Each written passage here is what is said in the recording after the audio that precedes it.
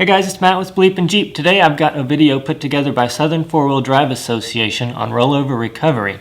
It's pretty cool. It goes over all of the possible scenarios that you might encounter when trying to recover a rollover. Check it out.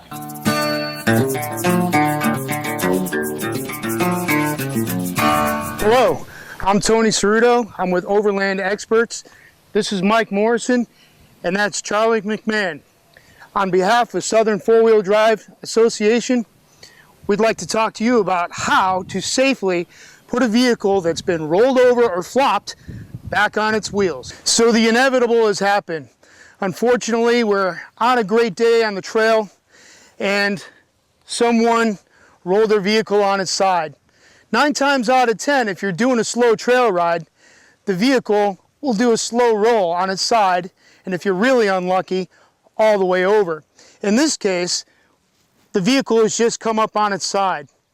What we want to do is get this vehicle back on its wheels as safely as possible. But what we have to do is make sure that it's secured and safe to do so before we get going. The driver is going to be the first one to know that the vehicle is rolling over. He's going to want to announce it, roll over, roll over, roll over, so any passengers that he might have in the vehicle knows what's going on and know what to do. The driver will have both hands on the wheel and he'll drive that vehicle until it comes to a complete stop, regardless of whether he can recover it or not. Any passengers, it's recommended to either grab onto their seatbelt or grab onto their own clothing like this, so we don't have hands flying out the sides. Once the vehicle comes to a complete stop, the driver will do an inventory of everyone, make sure everyone's okay, and then we can go into the procedures of getting this vehicle safely back on its wheels. The first thing the driver needs to do is shut down that vehicle. Shut the ignition off and lock it down. Lock it down by putting the e-brake on. If he can put it in gear, he'll put it in gear. Then we can start getting people out of the vehicle. Before we do anything to the vehicle, we're going to come up and assess the situation. We're going to use all of our senses as we approach. We're going to use our eyes, our nose, and our ears. We're going to be looking for smoke. We're going to be listening for any hissing noises, and we're going to be smelling for gasoline or any fluids that might combust before we can get a chance to get it safely back righted on its wheels. We might even come up and making sure that nobody's around, give that vehicle just a little push to make sure it's not going anywhere. And just to be safe, if we think it might roll further, we can go ahead and tie that vehicle off in the most efficient manner possible. We can actually come to the frame and tie off to the frame or a hard point on the vehicle to make sure that it's not going to roll. So now we have the vehicle secured. We're pretty sure that it's not going to go anywhere or roll further. We're going to use a technique using 2 winches. One winch is actually going to pull the vehicle over this way to right it back on its wheels, and then we'll use another winch on the other side to actually act as a counter to let off the slack of that vehicle so it just doesn't flop back on its wheels. Remember, it might have been just a soft roll. There's a very good chance if the less damage we do, the more likely we can actually drive this vehicle out or tow it out a lot easier without breaking beads or doing any more unnecessary damage. Connect the top side of the vehicle. Now the top side of the vehicle is the side that's being pulled by the top winch to put it back on its wheels. What Mike is doing right now, he's using a soft shackle and a 3-inch, 8-foot tree saver, and he's going around the B pillar. And we know that the B pillar is the strongest pillar on that side. Well, what's a B pillar? A pillar, B pillar, C pillar, and so on and so forth, the longer your vehicle is. The B pillar, because it's straight up and down, and in the middle of the vehicle is the strongest portion or the strongest structural portion that supports the roof. The A pillar, not so much. It's on an angle. So especially if you were to roll a vehicle and pop the windshield out, and try to use the A pillar as a support, well, it's already compromised and at an angle. It won't be as strong as the B pillar. The B pillar is also the thickest portion of the structure between the body of the truck and the roof. So that's why we want to hook up to the B pillar, and it's a pretty good place to do so. Now that Mike has connected the tree strap to the B pillar on the other side, using a soft shackle and another tree strap, he can throw it over to Charlie, who will catch it on this side, so they can get ready to hook it up to the actual winch. For this rollover, we're going to use a redirect using a pulley block. Reason we would do that in this particular situation is maybe we could not get perfectly perpendicular off the vehicle for our rollover. We don't want to be at an angle pulling with our vehicle, because then we pull the vehicle and possibly spin it, doing more damage. So to do that, we pick a tree that's perpendicular off of the vehicle, and we can make our connection there. So using a pulley block and a soft shackle and my tree strap hooked up as a basket, I feed my soft shackle through, put my winch line through the pulley block, close it, and make the connection with my soft shackle here. Now we can pull perpendicular off of the vehicle, pulling it straight here. Now we would pull to the vehicle and connect directly to it using another soft shackle, and here we're using a factor 55 thimble.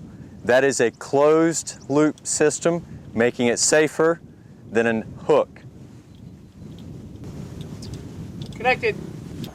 At this point in time, we're connected, so we can go ahead and take the slack of the winch up, putting the load on the vehicle and the winch, getting rid of the need for our preventer. When we're running the winch in, I'll give my hand signals for the standard winching and tell the driver to winch in. Now our winch line's tight, so we know that the winch will hold the weight. It's rated plenty high enough to hold the weight of this vehicle for the rollover, and we can safely work on the opposite side to rig up the other winch with the kinetic rope. So now we're going to make the connection for the opposite side for our other winch. We're going to use a strap as a choker around the frame.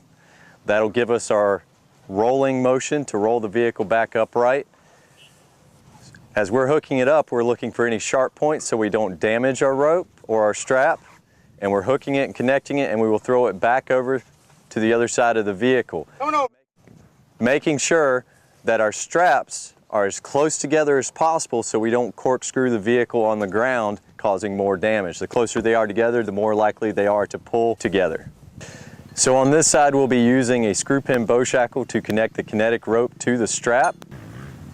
You prefer to have the bow portion of the bow shackle around the eye of the strap and the pin portion through the eye of the kinetic rope. So at this point in time, if you were worried about the vehicle and the damage being done to it, because we are using metal on this side, we can take something soft and put it underneath where the bow shackle will connect with the body once there's tension under the winch line and it's back on all four wheels. Here we're using a floor mat. We can easily pull out of the vehicle, and it provides some protection to the roof of the vehicle from the screw pin bow shackle. So here I can connect this hook directly to the eye of the kinetic rope. The reason that we're using a kinetic rope or a snatch strap in this position is because we want a little bit of give in the recovery. That way we don't crush the roof of the vehicle down any more than it already is. So it adds a little bit of flex, so that this will flex over the top of the vehicle as it's rolling over. Sometimes you have two winches that travel at different speeds, so you do have to have that flex in there. If you don't, then one winch could overrun and you could cave a vehicle in very quickly. So now that I'm connected, I alert everyone, let them know that I'm connected. We have a live line, and I'm ready to take the slack out of this winch line. Standing up, I give the signal to winch in, and I guide the winch line in, hand over hand. It's a good idea to use what some people refer to as a winch parachute or a winch sail. What we have here is a handy one made by Super Winch that can double as a bib that you could put your gear into and run up to your recovery site. But more importantly, it's to act as a dampener for a line in the event that it should break. Now, synthetic line as a rule, breaks in a straight line and falls, whereas the steel cable will break, and because it's wound on a helix, we'll get this big whipping motion, and it's really dangerous. We need to identify someone in this situation to be the director of the recovery. Since we have two winches going and we need to control when they're both running, I need to stand somewhere where I can give hand signals to both people at the same time in both vehicles. So it's kind of like rubbing your belly and patting your head. I'm going to have to identify one hand to the vehicle on my left and one hand to the vehicle on my right. And I make sure at this point in time they also understand the hand signals that I will be giving them. So I go ahead and have them crank their vehicles and have them running, because we don't want to run the winches without the vehicles running, and we're ready to start the recovery.